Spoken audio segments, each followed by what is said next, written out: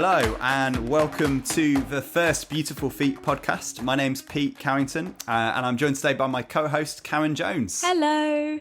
Hey Karen. Now every week we're going to be chatting to a guest, aren't we, who loves to share the hope they have found in Jesus. And we want to hear what God's doing in their lives. We hopefully want to get some pearls of wisdom from them and get fired up for ourselves as we seek to talk to our friends and those we know about Jesus. Yes, and today we are really excited to be chatting to Ade Newby. Hello, Ade. Hello. Hello, lovely to hear you. Where are you in the world? I'm up in the north in Lancaster. Oh, lovely. Lovely and sunny up there, isn't it, always? No, not really. Rainy. Lovely part of the world. Yeah, well, Ade is the face behind all of Festive social media, but on the side, she also happens to be a passionate evangelist. She's travelled across Europe, sharing Jesus in different cities, and has been known to get into chats with people on the bench outside her local supermarket. But it's not always been this way. So, Ade, growing up, is it fair to say you weren't a big fan of God? Absolutely, yeah. So growing up, I grew up in a Muslim family. So I had this idea of God just up there in heaven and is judging me for everything I've done. And so I really was, I didn't love him, I didn't like him, but it was all I knew. My mom actually came to England very early on. So I stayed with my auntie for about a year or two. So you were in Nigeria? Yes, oh yes. And your mum was in the UK? Yeah, so my auntie married a Christian, actually, a nominal Christian. He only goes to church once or twice a year. But I learned about the Christian God there, and I kind of like the Christian God only because he could speak English. I feel like the Muslim God, I had to learn Arabic, and I was just really bad at Arabic, and so I kind of just stuck with him. But I also didn't kind of like him either, because I was also told in that church that if I'm not good enough, then I'm going to get sent to hell. So it was just a huge fear of God. Mm. Oh, my goodness. Did that kind of view of God that you had when you were little, Ade, did that continue on then into your teenage years as you moved over to the UK? Did you still have that kind of view of God? It did, until I went to an English school for the first time, and I had an atheist teacher, because back in Nigeria, all I knew was Muslim and Christianity. And if I had a lot of questions and no one would answer it, like my imam would not answer my questions, the pastors would not answer my questions. So, but in England, it was different because I had atheist teachers, and they were happy to answer my questions. And I also learned that there is such a thing as Hinduism and Buddhism, and the idea that there is no God. So it was all it changed my point of view entirely when I came to England. And so where did that take you, that change in point of view? Where did you land from there? Did you carry on having a belief in God, or? No, because I was so afraid I couldn't meet God's standard. So when I was told that there is an idea of no such thing as God, or as a God, I could do whatever I want, I kind of just took it. Because I was asking questions to atheists, and they were answering it back to me, and it makes sense to me. Not everything, but something makes sense to me. And because they're the only one that the only voices I could hear, I just went that direction, and I became an atheist, and also like an angry atheist, because I was determined that I'm gonna prove that God is not real. So for many years, 10, 12 years, I was a very passionate atheist. Wow. So you went from having a faith and a belief, an Islamic faith, to being an atheist, which is a term we use, isn't it, for somebody who just doesn't believe a God exists at all. And it sounds like not only were you an atheist, you were quite an angry atheist. Do you think you were really convinced by that position, or did you doubt your doubts, if you like? You know what? I thought I was, until little things happened in my life. For example, I have families back in America, so we'll go see them in the summer. And in England, we don't have earthquake or hurricanes or tornadoes. Maybe a little flood here and there. But in America, it was like really big hurricanes, and storm. So one evening, I was with my cousin. I was in her room, and there was this huge storm going on outside, and I really thought it was Armageddon. I thought I was about to die. So I went on my knees and I started praying. I was like, God, if you're real, I'm so sorry. Please don't send me to hell. I really don't want to go. The next day, it was clear sky, and everything was all nice and dandy. And I was angry with myself because I realized that I actually am not a strong atheist. Like when push comes to shove, I actually will cry out to God. And so that made me actually more angry at myself and more determined to prove that God is not real. But I had little moments like that in my life where I kind of just actually seek God when I think I'm going to die. Yeah, that's really interesting, isn't it? Yeah. It's maybe for some of our listeners, the friends that we have who seem so passionately atheist, that maybe it's not as clear for them as they think. And that's kind of what you're saying, that even in that place of atheism, you still were crying out to God in that crisis. Yeah. Really interesting. So if we fast forward a couple of years, you're a passionate, in your words, angry atheist, although inconsistent by the sound of it, but you think Christians are crazy, are just not a lot to it, and they haven't got a good defense to their faith. Then you end up making a new friend. So tell us about the new friend. Where did you make this new friend? Tell us all about that. Yeah, so fast forward, I was a very passionate filmmaker. I just wanted to make films all the time. So I went to a conference, a Google conference, which is for those that are in media or in film production. And I met this girl, and we kind of just hit it on very quickly, like salt and pepper. It was just perfect. And at this time, I did not know she was a Christian. And she would make little phrases like, oh, thank God that happened, or thank God this. And I didn't think anything of it because everyone kind of used, God in different phrases. But then one day she kind of uses Jesus and actually meant it. She was like, I'm so glad Jesus helped me with that. And I was like, whoa, Jesus, are you a Christian? And so I was really angry. I was determined to convince her that God is not real and Christianity is stupid and it's for fools. And I was just like asking her questions after questions after questions. And at first she did try to answer a few of my questions, but then she went quiet, like on me. Like for 30 minutes, I was talking at her and she just completely would not reply back to me. Finally, I breathed, and I thought I've won the argument. And then she looked at me and said, Ade, I think you've had a really bad experience of Christianity and religion in general. If you come to my church once and you don't like it, I promise you I would never talk about God again. Wow. And so what did you do with that?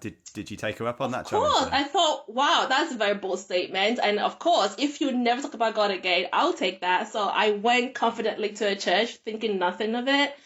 And then in worship, I just started crying. I just started crying and crying and crying. And it was almost like someone just punched me in the stomach and shook me and told me God is real. And at that moment in time, I believed it. I can't explain what happened. I think it was just the mercy of God. Wow. And you said so, like somebody punched you in the stomach. So was that a very emotional feeling you had, or a very spiritual feeling? Like, explain that a bit more for us. What did that feel like? I think it was both. It was almost like this realization that God is definitely real, and I cannot explain. It's almost like someone just like, I like fact, I like truth, like as a science, and I like logic, but it was a logical experience. Like I didn't understand what was happening to me. I was also afraid of it. I actually left that church very early because I didn't know what was going on, but I just knew that there is more to life than I've been told or that I believed in. And at the end of that, before I left, someone was saying that if you want to receive Christ, into your life, please raise your hand up. I didn't understand what that meant, so I actually left very quickly. And then I asked my friend afterwards, what is that pastor saying? Wow. Yeah. Wow. So it sounds almost a bit like there's a story in Paul in the Bible, isn't there, on the Damascus Road, and he has this incredible experience of God. And it almost sounds like this was your Damascus Road moment, this moment where God just revealed Jesus to you in a really powerful way. Absolutely. So what happened from there? Like, how did you take that forward from there? Did you see yourself as a Christian from that point onwards, or was there more of that journey of figuring out what had happened to you? Yeah, it was a journey. So I asked my friend, and she said that go get a Bible. So I went, got a Bible, and I read it from Genesis to Revelation in about a month and a half. I just had to understand God for himself. And after that, I understood why Christ came. I understood the gospel. And because of that, I was just so happy. I was just so relieved that God did this for me that I told everyone. Like, I went to my brother. My brother also was an atheist, and my mom is still a Muslim, and I just went everywhere, and I couldn't stop. I was just so happy of being free, of being set free. Yeah. I have a couple of questions. How did you get on with you read the Bible from Genesis to Revelation just straight? How did you get on with the bits? You know the bits. Oh yeah, the bits that we all stopped reading. How did you get on? How did you get on in those bits? I literally put on audio and then I fast forwarded very quickly because I didn't understand it. Like things like in was it Deuteronomy, where in Exodus when they're counting numbers, actually that was one, numbers, and I just like fast forward next slide. But okay, real talk. Yeah. My other question. The Bible's great, by the way. I feel like that's really important to say. I'm sure you love numbers now, don't you? I do. Love all those numbers. Great. How did all your friends react? Yeah. So I have a few of my friends who just sort of gone off the cracker. Like, they just didn't understand what I was going on about. I had a few friends who would listen to me, but they just kind of wanted me to tone it down. And some of them just naturally just disappeared from my life. And some I'm still in touch with, and they still allow me to talk with them. And my brother was actually the biggest one. Like, he was fighting me the entire time. Because me and him were like atheist pals, we were always talking about how Christians are stupid. So now I'm changing my point of view. So he fought me for about 2-3 years, calling me stupid, fool. So that was the most difficult part. Yeah. Can I ask about your friend who invited you to the conference? And like, how much was she aware of this journey? And like, maybe did you talk to her later on? Maybe you're still in contact with her. Like, I mean, what an amazing journey for her as well. Yes, I'm still very much in contact with her, and the entire time as well, she was there helping me with questions I had. Sometimes she would not know the answer to the questions, so she would go to a pastor or she would read from the Bible, and we kind of study it together. So because of that, because I had a friend who understood, it was just so much easier to continue on that journey with God. Yeah, wow. She must have been amazed to see how God moved in your life. Yeah, absolutely. Yeah, no, I still see her all the time. How as well? Sorry, follow-up question. How's your brother? I feel like you said that there was a couple of years, but then what happened with your brother? So my brother, he, for a while, like I said, he was all arguing with me, and then I just stopped arguing with him. I just completely went quiet. And then later on, 3 years later, I came back, and he was like, I've been watching your life. I've been seeing that, what you say you actually believe, and now I want to be a Christian. And so he actually got baptized last year. So, so that was an happy ending. A really great ending. Yeah. Oh, I love that. I'm glad I asked that. Ade, I guess, well, I know we people listening are going to have friends, are going to have family who seem really far away from Jesus right now. And maybe for all the reasons that you've experienced in your life, like for some of them, it's going to be they're very angry atheists, but for some of them, they've got another religion. It feels like they're so far away. What can we learn from how your story and how your filmmaking friend in particular shared Jesus with you? Yeah. I think in life we might meet two kinds of people. One will actually have questions, and they really are innocently asking questions. They really want to know, like my 8-9-year-old self who was still in church, really have good questions, really want to know about God. And if you have friends like those who just are questioning, then please sit down and talk with them and answer the questions. And if you don't know the answer, go and ask a pastor, go and read the Bible, go research and come back to them. And then you have others like me, my 20-year-old self, who was very angry with religion. And I have a lot of questions, but I don't want answers. I'm talking out of hurt. Those kind of people, I think it's you have to determine in your heart not to have the last word, and also determine your heart to be okay if you lost the argument, if that makes sense. Like when I'm talking to angry atheists, I am determined not to have the last word, because I want to be quiet in myself, so that actually I would like to discern whether they're talking out of anger. And that's what my friend did. She just went quiet because she realized that I wasn't actually asking because I wanted to know the answer. I was just asking questions because I was angry, and she was able to discern it and understood it, and then talking to it.